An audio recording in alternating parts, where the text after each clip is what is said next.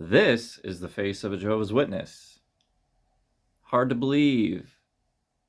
Sorry if you don't like that, but yes, now Jehovah's Witnesses can have beards and go to the Kingdom Hall and not be ridiculed or talked down to or judged. It's now biblical to wear beards. It's a little late, if you ask me. I've known for a long time that beards are biblical. All you have to do is look at the historical facts of how men looked during Bible times. Kind of a no-brainer. I have videos going back to like 2015 talking about how dumb it was that Jehovah's Witnesses don't allow their men to have beards. But I digress. Congratulations, Jehovah's Witnesses. You finally did it. You finally come around to my way of thinking. I'm going to just have a quick statement because I thought of something that I feel like a lot of you would love to hear. It might stir some critical thinking skills in some of my friends and family who are still active Jehovah's Witnesses. So I've noticed that with all these recent changes, the Jehovah's Witness organization is coming around to my way of thinking on a lot of issues. A lot of my gripes that I had with them, they're easing their views on, they're easing their policies on, which kind of, when you think about it, what that means is I was never an apostate. No, I was somebody who saw the new light before the governing body did. I'm having a lot of fun with this idea because if I thought of something that seemed more biblically accurate to me before the governing body did, how could I be an apostate?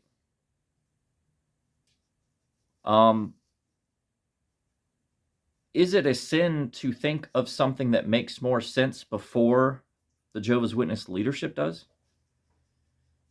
Do I still qualify as an apostate? Probably, yeah. Because, let's face it, there are a ton of things the Jehovah's Witness organization still does wrong. There is a ton of things that the Jehovah's organization believes that makes absolutely zero sense. But I'm optimistic. Hey, if they're making all these changes, what does the future look like for a Jehovah's Witness? What can we expect to see? Are they going to relax to the point to where many of us who were very upset with the judgmental and backwards thinking, the inaccuracies and the blasphemy of their belief system, are they going to relax to the point to where someone like me might actually feel comfortable going back to a Kingdom Hall? Hey, anything's possible. Anything's possible.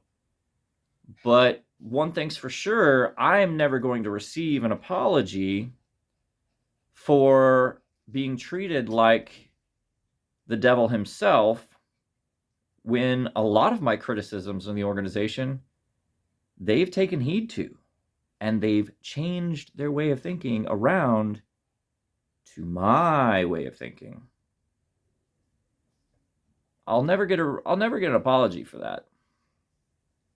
I'll never get an apology for all the times my father and other men in the congregation came up to me when I had a little afternoon shadow and said, "Brother, you are looking very worldly today. This look of yours is not befitting of a Christian. Facial hair, that is just not befitting of a Christian." Do a little digging on where the no beard policy came from. It's pretty eye-opening and it's pretty petty, honestly.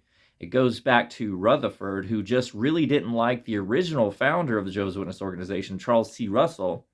Russell had like a beard, and Rutherford just didn't like Russell, and so he decided that today's modern Christians shouldn't have beards, and he really nailed down that car salesman look that the Jehovah's Witnesses had a love affair with for decades. Oh, and that's another thing. I could go in with just a button-up shirt. Don't need a tie. Don't need a jacket.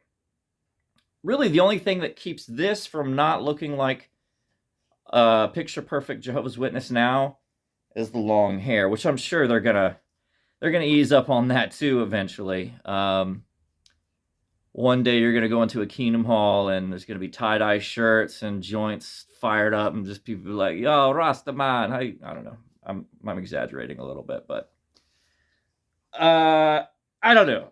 So I'm just having a little fun with it because I don't know. I guess it feels good to be ahead of the curve on some things, and this should, if you're objective at all, this should be a cause for awakening, reevaluation. Who are these men that lead the Jehovah's Witness organization? What are their qualifications? How intelligent are they? Where is their supposed divine new light coming from? Where did the old light come from? Was the old light at all if it was wrong? I don't think you can qualify wrong teachings as light. To me, wrong teachings are darkness, deception. I don't know. What do you think? Oh, wow. What a year this has been for the Jehovah's Witness organization. I haven't really been talking about it at all because I've been really busy. I'm an artist, and these days I've been doing a lot of art. You can check out what I've been up to on my TikTok page. My user handle is Soloken Art, SOLOAKEN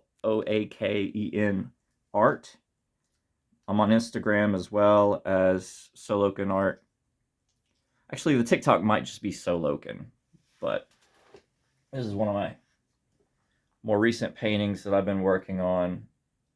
It's a little commission of a friend of mine. Yeah, and I just got married.